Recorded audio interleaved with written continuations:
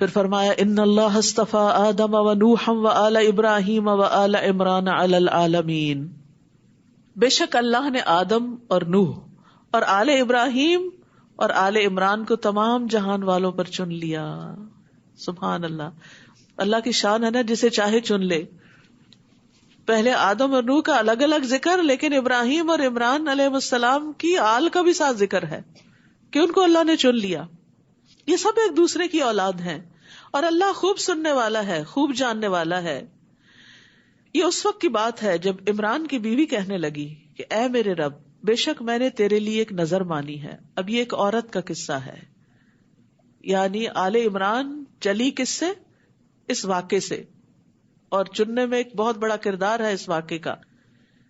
جب عمران کی بیوی کہنے لگی کہ اے میرے رب، بے شک میں نے تیرے لیے نظر مانی ہے کہ جو بھی میرے پیٹ میں ہے وہ دنیا کے کام سے آزاد ہوگا، پس تو مجھ سے قبول کر لے، بے شک تو ہی خوب سننے والا، خوب جاننے والا ہے.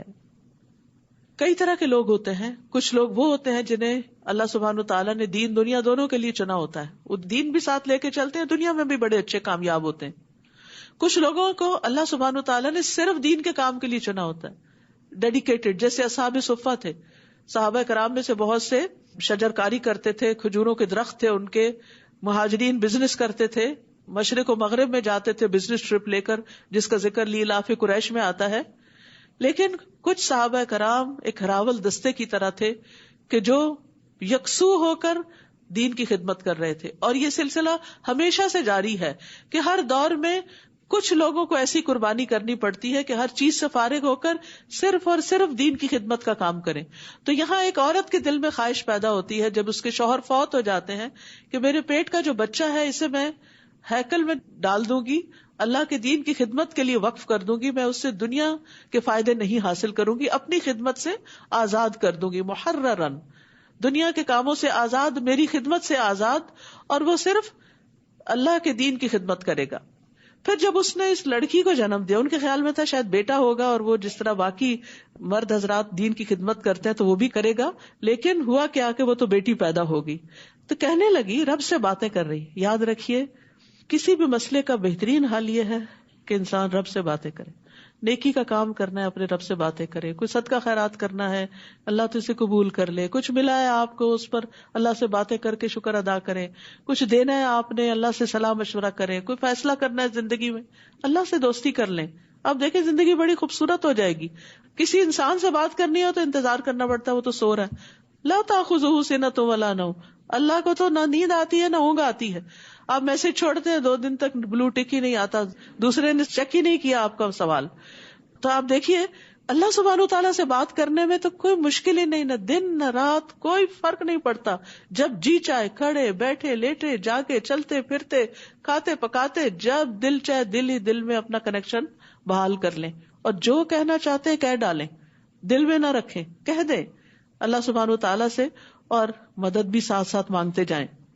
تو اب جب بیٹی پیدا ہوئی تو انہوں نے وہ حال دعائی نہیں مچا دی جیسے ہمارے یہاں ہوتا ہے، اور لوگوں سے نہیں کہا یہ کیا ہو گیا، میں نے یہ سوچا تھا، میرا یہ پلان تھا، اب یہ تو کچھ اور ہی ہو گیا، اب میں کیا کروں. نہیں، اللہ ہی سے بات کرنے لگی. اے میرے رب، میں نے تو ایک لڑکی کو جنم دیا ہے. حالانکہ جو اس نے جنا تھا اللہ کو خوب پتا تھا. کیونکہ ہم کیوں نہیں باتیں کرتے، ہم کہتے اللہ کو تو پہلے ہی پتا ہے.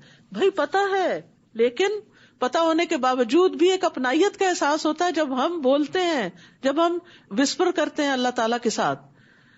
اور لڑکا لڑکی کی طرح نہیں ہوتا، یعنی جو کام اللہ نے اس لڑکی سے لینا وہ لڑکا یہاں نہیں کر سکتا. ہر ایک کی اپنی اسپیشلٹی ہے.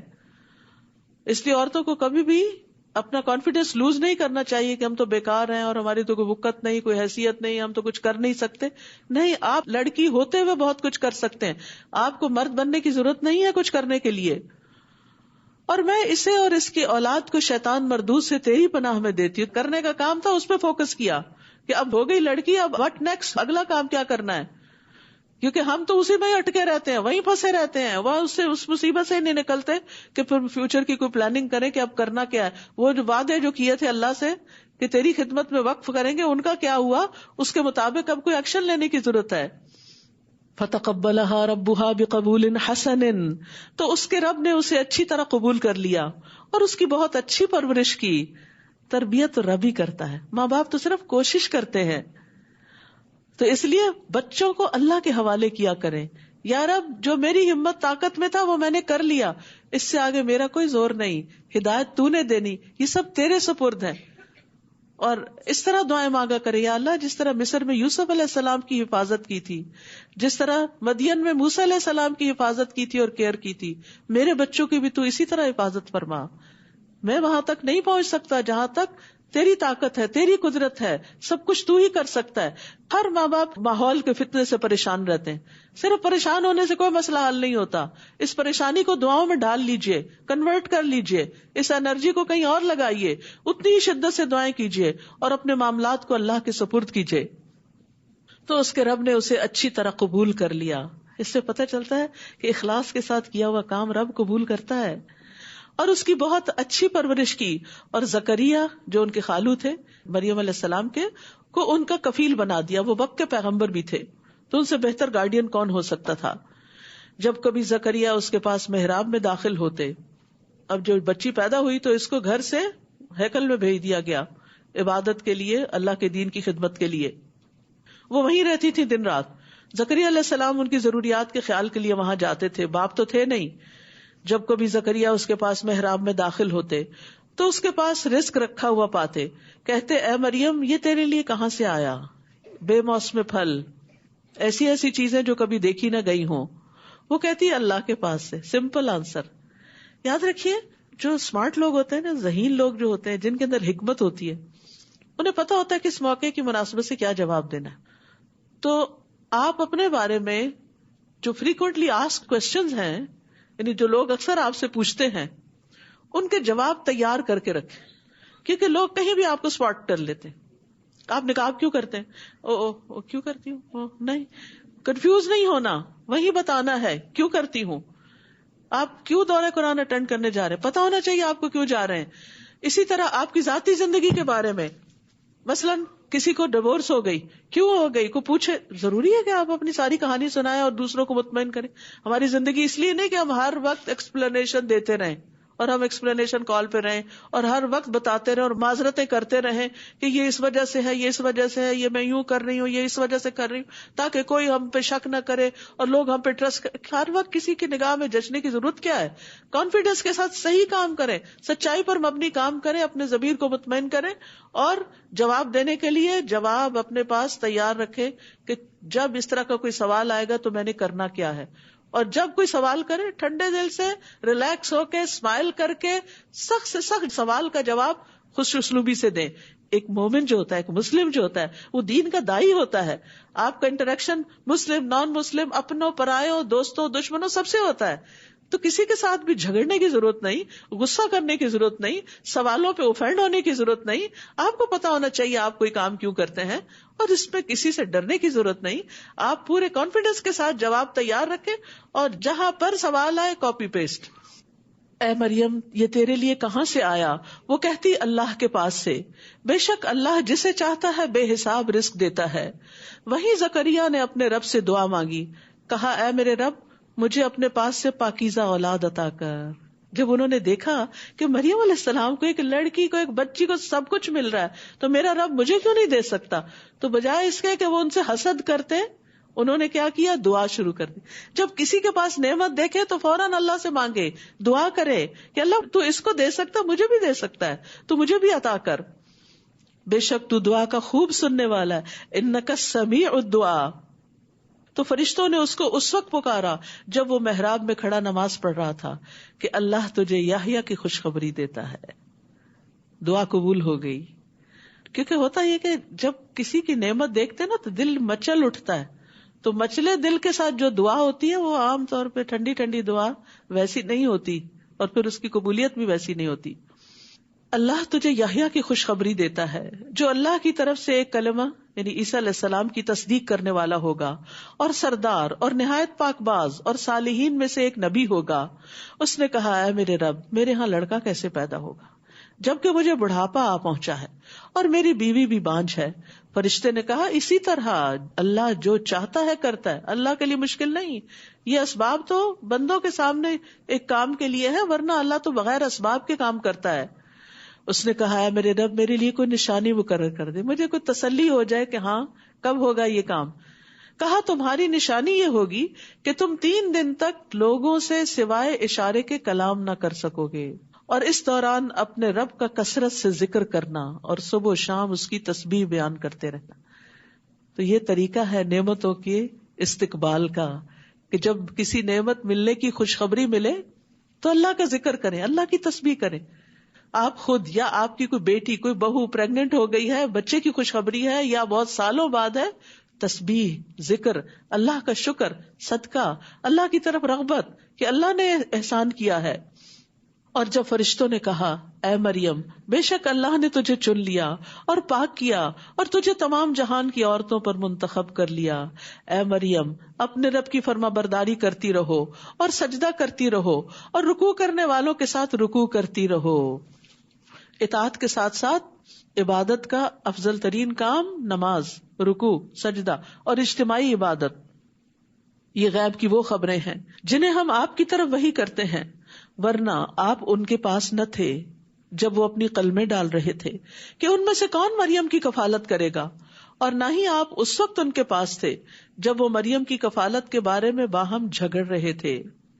جب فرشتوں نے کہا اے مریم بے شک اللہ تجھے اپنی طرف سے ایک کلمے کی خوشخبری دیتا ہے، اس کا نام مسیح عیسیٰ ابن مریم ہوگا، جو دنیا اور آخرت میں بڑے مرتبے والا ہوگا اور اللہ کے مقرب بندوں میں سے ہوگا۔ سبحان اللہ، مریم بڑی ہو گئی، جوان ہو گئی، اب اللہ تعالیٰ ان سے وہ کام لے رہا ہے جس کے لیے اللہ نے ان کو پیدا کیا تھا۔ عیسیٰ علیہ السلام کی ولادت، کبھی نیکیاں ضائع نہیں جاتی، کبھی قربانیاں ضائع نہیں جاتی، اللہ کو دینے والے کبھی محروم نہیں رہتے۔ دیکھے تو دیکھیں، چاہے مال ہو، چاہے اولاد ہو، چاہے وقت ہو، اللہ دنیا میں بھی لوٹاتا ہے، دنیا میں بھی اس میں عزت عطا کرتا ہے انسان کو، اخلاص کے ساتھ ہو۔ معلوم نہیں حضرت حنا نے جو حضرت مریم کی والدہ تھی کس شوق، کس خوشی سے یہ نظر مانی تھی۔ ہم نظر مان بھی لیتے ہیں، پوری کرتے وقت آئے بائیں شائیں کرتے ہیں۔ میں نے سوچا تھا یا اللہ تو بیٹا دے گا، اس کو حافظ بنا، بھی یہ مانتا نہیں، میں کیا کروں۔ میں نے سوچا تھا اگر میری بہو پریگننٹ ہوگی تو میں عمرے پہ جاؤں گی، اب وہ حالات ہی کچھ بدل گئے ہیں، ابھی وہ بچی کی شادی کرنی ہے، اب موقع نہیں مل رہا۔ یہ ہوتی ہیں ہماری نظریں، ہم مانتے وقت بھی ڈاواں ڈول، اور جب پوری ہو جاتی ہیں تو اس کو ادا کرنے میں بھی تذبذب کا شکار۔ اللہ سے کیے ہوئے وعدے سچے کریں، پھر دیکھیں اللہ کیا کچھ عطا نہیں کرتا۔ آپ جائیں تو صحیح، اگر اپنا وعدہ پورا کرنے کے لیے عمرے پہ ہی جانے، جا کے تو دیکھیں اللہ آپ کی بیٹی کے نہیں، آپ کے ذریعے اور بیٹیوں کی بھی شادی کروا دے گا، اتنا کچھ عطا کر دے گا آپ کو۔ کیوں ڈرتے ہیں فقر سے؟ رزق کا مالک اللہ ہے۔ پھر فرمایا جب فرشتوں نے کہا اے مریم بے شک اللہ تجھے اپنی طرف سے کلمے کی خوشخبری دیتا ہے، اس کا نام عیسیٰ ابن مریم ہوگا، جو دنیا اور آخرت میں بڑے مرتبے والا ہوگا۔ سبحان اللہ، کیا خوشی ہوئی ہوگی ان کو کہ ایسا بیٹا ہے۔ ایک طرف پریشانی بھی کہ بغیر باپ کے بیٹا، اور دوسری طرف کہ بڑے مرتبے والا۔ اگر آپ کو کوئی خوشخبری دے خواب میں ہی کہ جو بچہ پیدا ہوگا بڑے مرتبے والا ہوگا، تو آپ کا حال کیا ہوگا؟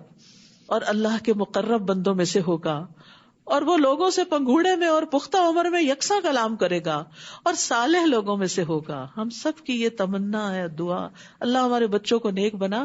اللہ ان کو شروع سے ہی خوشخبری دے رہے ہیں کہ وہ نیکوں میں سے ہوگا۔ اس نے کہا اے میرے رب میرے لیے کوئی بیٹا کس طرح ہوگا، حالانکہ مجھے کسی انسان نے چھوا تک نہیں۔ کہا اسی طرح اللہ پیدا کرتا ہے جو وہ چاہتا ہے، جب بھی وہ کسی کام کا فیصلہ کر لیتا ہے تو بے شک وہ اسے کہتا ہے کہ ہو جا تو وہ ہو جاتا ہے، اور وہ اسے کتاب و حکمت اور تورات اور انجیل کی تعلیم دے گا، پڑھا لکھا ہوگا۔ یہ ہے نعمتیں۔ اور بنی اسرائیل کی طرف بھیجا ہوا رسول ہوگا۔ دلیل کے طور پر وہ کہے گا بے شک میں تمہارے رب کی طرف سے تمہارے پاس ایک نشانی لایا ہوں، بے شک میں تمہارے لیے مٹی سے پرندے کی شکل کی مانند ڈھانچہ بناتا ہوں، پھر میں اس میں پھونک مارتا ہوں تو وہ اللہ کے اذن سے ایک پرندہ ہو جاتا ہے، اور میں اللہ کے اذن سے پیدائشی اندھے اور برس والے کو تندرست کر دیتا ہوں، اور میں اللہ کے اذن سے مردوں کو زندہ کر دیتا ہوں، اور میں تمہیں اس کی خبر دیتا ہوں جو تم کھاتے ہو اور جو تم اپنے گھروں میں ذخیرہ کرتے ہو، بے شک اس میں تمہارے لیے ضرور ایک نشانی ہے اگر ہو تم ایمان لانے والے، اور تورات میں سے جو میرے سامنے ہے اس کی تصدیق کرنے والا ہوں، اور تاکہ میں تمہارے لیے بعض وہ چیزیں حلال کر دوں جو تم پر حرام کی گئی تھی، اور میں تمہارے پاس تمہارے رب کی طرف سے ایک نشانی لایا ہوں، بس اللہ سے ڈرو اور میری اطاعت کرو۔ میری عبادت نہیں، عبادت اللہ کی، میری صرف بات مان لو. ان اللہ ربی و ربکم. عیسیٰ علیہ السلام نے کیا کہا تھا؟ بے شک اللہ ہی میرا رب ہے اور تمہارا رب بھی اللہ ہی ہے. فاعبدوہ، بس اسی کی عبادت کرو. ھذا صراط مستقیم، یہ سیدھا رستہ ہے. لہذا ہماری نماز، ہماری قربانی، ہمارا جینا مرنا، سارے نیکی کے کام صرف اور صرف اللہ کے لیے ہونے چاہیے. پھر جب عیسیٰ نے ان میں کفر محسوس کیا تو کہا کون ہے اللہ کی راہ میں میرے مددگار؟ حواریوں نے کہا ہم ہیں اللہ کے مددگار، ہم دین کی خدمت میں آپ کا ساتھ دیں گے، لوگوں کے کفر کے مقابلے میں ان کو نیکی کی ہدایت دیں گے. ہم اللہ پر ایمان لائے اور آپ گواہ رہیے بے شک ہم مسلمان ہیں. انہوں نے بھرپور مدد کا اظہار کیا. یعنی عیسیٰ علیہ السلام کو اللہ کے راستے میں مددگار چاہیے تھے. جب انہوں نے پکارا تو لوگوں نے لبیک کہا، مخلص ساتھیوں نے. اسی اخلاص کی بنا پر انہیں حواری کہا جاتا ہے. ربنا آمنا بما انزلت واتبعنا الرسول فاکتبنا مع الشاہدین. اے ہمارے رب، ہم اس پر ایمان لائے جو تو نے نازل کیا اور ہم نے رسول کی پیروی کی، سو تو ہمیں گواہوں کے ساتھ لکھ لے. اور انہوں نے چال چلی اور اللہ نے خفیہ تدبیر کی، اور اللہ خفیہ تدبیر کرنے والوں میں سب سے بہتر ہے. جب اللہ نے فرمایا اے عیسیٰ بے شک میں تجھے پورا پورا لینے والا ہوں اور تجھے اپنی طرف اٹھا لینے والا ہوں اور تجھے ان لوگوں سے پاک کرنے والا ہوں جنہوں نے کفر کیا، اور جن لوگوں نے تیری پیروی کی قیامت تک انہیں کفر کرنے والوں پر فوقیت دینے والا ہوں، پھر میری ہی طرف تم سب کا لوٹنا ہے، تو میں تمہارے درمیان اس چیز کا فیصلہ کروں گا جس میں تم اختلاف کرتے تھے. پھر وہ لوگ جنہوں نے کفر کیا تو میں انہیں دنیا اور آخرت میں سخت عذاب دوں گا اور ان کے لیے مددگاروں میں سے کوئی بھی نہ ہوگا. اور رہے وہ لوگ جو ایمان لائے اور انہوں نے نیک عمل کیے تو وہ انہیں ان کے اجر پورے پورے دے گا، اور اللہ ظالموں سے محبت نہیں رکھتا. یہ جسے ہم آپ پر پڑھ رہے ہیں اللہ کی آیات ہیں اور بہت حکمت والے ذکر میں سے ہیں. یہ بیچ میں یاد دہانی کرا دی گئی تاکہ پورے یقین کے ساتھ اس سارے علم کو لیا جائے. بے شک عیسیٰ کی مثال اللہ کے ہاں آدم کی مثال کی طرح ہے. اس نے اسے مٹی سے بنایا، پھر اس سے کہا کہ ہو جا تو وہ ہو گیا، کن کہہ کے پیدا ہو گئے کلمے سے. یہ حق آپ کے رب کی طرف سے ہے، تو آپ شک کرنے والوں میں سے نہ ہوں. تو جو کوئی علم آ جانے کے بعد عیسیٰ علیہ السلام کے بارے میں آپ سے جھگڑا کرے تو آپ ان سے کہہ دیجئے کہ آؤ ہم اپنے بیٹوں اور تمہارے بیٹوں کو بلاتے ہیں اور اپنی عورتوں اور تمہاری عورتوں کو بلاتے ہیں، اور ہم بھی اور تم بھی آ جائیں. پھر ہم گڑ گڑا کر اللہ سے دعا کریں، پھر ہم جھوٹوں پر اللہ کی لعنت کریں. جب دلیل سے معاملہ حل نہیں ہوتا تو اس موقع پر یہ طریقہ اختیار کیا جاتا ہے جس کو مباہلہ کہا جاتا ہے. یقیناً یہ بالکل سچا قصہ ہے، یعنی عیسیٰ علیہ السلام اور مریم علیہ السلام کے بارے میں. اور اللہ کے سوا کوئی الہ برحق نہیں، نہ عیسیٰ الہ ہے نہ مریم علیہ السلام الہ ہے، اور بے شک اللہ زبردست خوب حکمت والا ہے. پھر اگر وہ منہ موڑ جائیں تو بے شک اللہ فساد کرنے والوں کو خوب جانتا ہے. کہہ دیجئے اے اہل کتاب، آؤ ایک بات کی طرف جو ہمارے درمیان اور تمہارے درمیان مشترک ہے، کہ ہم اللہ کے سوا کسی کی عبادت نہ کریں اور اس کے ساتھ کسی بھی چیز کو شریک نہ ٹھہرائیں، اور ہم میں سے کوئی اللہ کو چھوڑ کر کسی دوسرے کو رب نہ بنائے. پھر اگر وہ منہ موڑ جائیں تو تم کہہ دو کہ گواہ رہو بے شک ہم تو اللہ کے فرما بردار ہیں. اے اہل کتاب، تم ابراہیم کے بارے میں کیوں جھگڑتے ہو کہ وہ یہودی تھا یا نصرانی، حالانکہ تورات اور انجیل اس کے بعد ہی نازل کی گئی؟ کیا بھلا تم عقل نہیں رکھتے؟ ہاں، تم وہی لوگ ہو جنہوں نے اس معاملے میں جھگڑا کیا جس کا تمہارے پاس کچھ نہ کچھ علم تھا، تو تم اس معاملے میں کیوں جھگڑا کرتے ہو جس کا تمہیں کچھ بھی علم نہیں، اور اللہ جانتا ہے اور تم نہیں جانتے. ما كان ابراہیم یہودیا ولا نصرانیا ولکن كان حنیفا مسلما وما كان من المشرکین. ابراہیم نہ تو یہودی تھا اور نہ نصرانی، بلکہ وہ یکسو مسلمان تھا اور وہ مشرکین میں سے نہ تھا، کیونکہ یہ سارے گروہ ان کو اپنا بڑا سمجھتے تھے. تو اللہ تعالیٰ نے واضح کر دیا کہ وہ کسی خاص فرقے یا گروہ سے تعلق نہیں رکھتے، وہ تو خالص اللہ کے بندے ہیں اور مسلمان ہیں، کوئی فرقہ واریت نہیں. بے شک ابراہیم کے قریب تر تو وہ لوگ ہیں جنہوں نے اس کی پیروی کی، اور یہ نبی محمد صلی اللہ علیہ وسلم اور وہ لوگ جو ایمان لائے، اور اللہ مومنوں کا دوست ہے.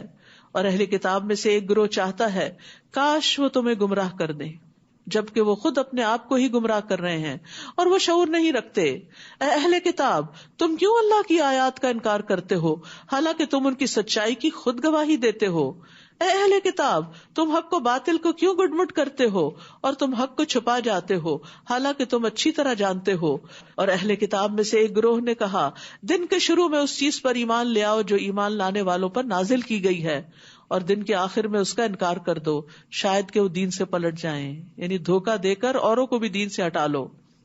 اور جو تمہارے دین کی پیروی کرے اس کے سوا کسی کی بات نہ مانو. کہہ دیجئے بے شک اصل ہدایت تو اللہ ہی کی ہدایت ہے. اور وہ کہتے ہیں ایسا نہ ہو کہ کسی اور کو بھی ویسا علم دے دیا جائے جو تمہیں دیا گیا، یا جس سے وہ تمہارے رب کے پاس تم پر حجت قائم کر سکیں. کہہ دیجئے بے شک فضل اللہ ہی کے ہاتھ میں ہے، وہ جسے چاہتا ہے عطا کرتا ہے، اور اللہ وسعت والا ہے، خوب علم والا ہے. یختص برحمتہ من یشاء واللہ ذو الفضل العظیم، وہ اپنی رحمت کے ساتھ جسے چاہتا ہے خاص کرتا ہے، اور اللہ بڑے فضل والا ہے. اللہ ہمیں بھی اپنی رحمت سے خاص کر لے اور اللہ ہم سب پر بھی اپنا فضل نازل فرمائے. اور اہل کتاب میں سے کوئی ایسا ہے کہ اگر آپ اسے ایک خزانہ بطور امانت دیں تو وہ اسے آپ کو واپس کر دے گا، یعنی امانت پوری پوری لوٹائے گا. قرآن ایسے اہل کتاب کی تعریف کر رہا ہے. اور ان میں سے کوئی ایسا بھی ہے کہ اگر آپ اسے ایک دینار بھی بطور امانت دیں تو وہ اسے آپ کو واپس نہیں کرے گا. عموماً ہوتا ہی ہے کہ کسی قوم میں سے کسی گروہ میں سے کوئی ایک بندہ خرابی کرے تو ہم سب کے سب کوئی بدنام کر دیتے ہیں، لیکن یہاں قرآن نے طریقہ یہ بتایا کہ نہیں، انصاف کی بات کرنی چاہیے کہ اگر ایک شخص خرابی کرتا تو وہ ایک شخص کا عمل ہے، سارے گروہ کا عمل نہیں، کیونکہ اسی گروہ میں کچھ اچھے لوگ بھی ہوتے ہیں. اگر آپ اسے ایک دینار بھی بطور امانت دیں تو وہ آپ کو واپس نہیں کرے گا مگر یہ کہ آپ اس کے سر پر کھڑے رہیں.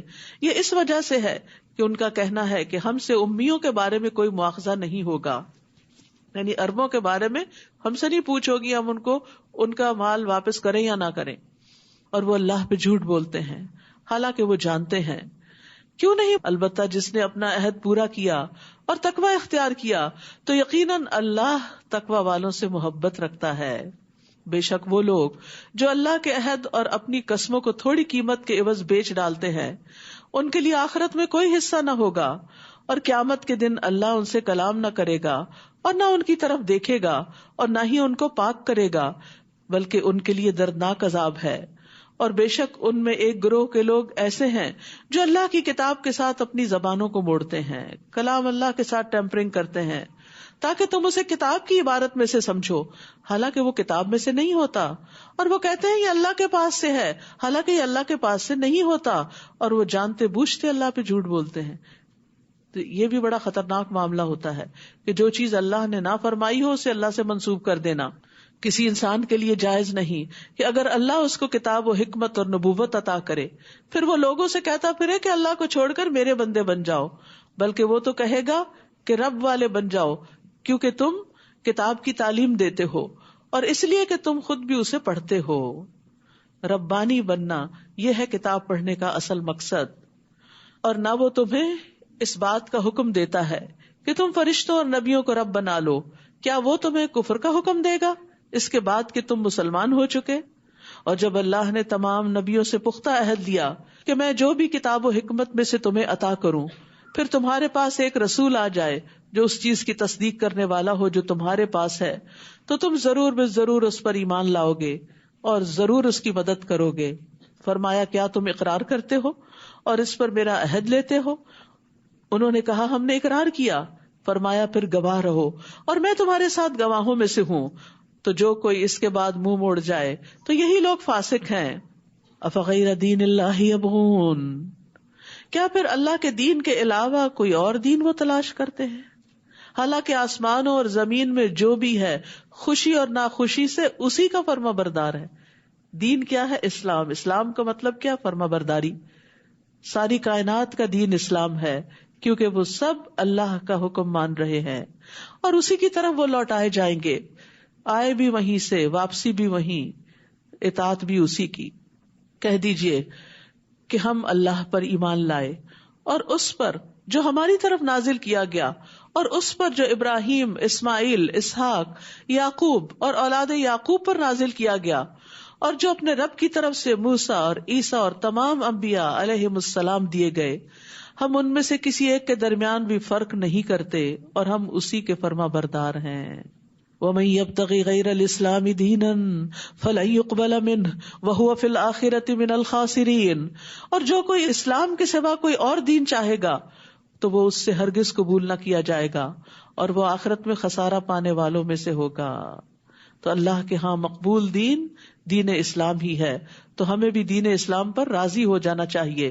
اسی لیے ہمیں صبح شام 3 بار یہ دعا پڑھنی چاہیے، رضیت باللہ ربا وبالاسلام دینا وبمحمد نبیا کیف یہدی اللہ قوما کفروا بعد ایمانہم۔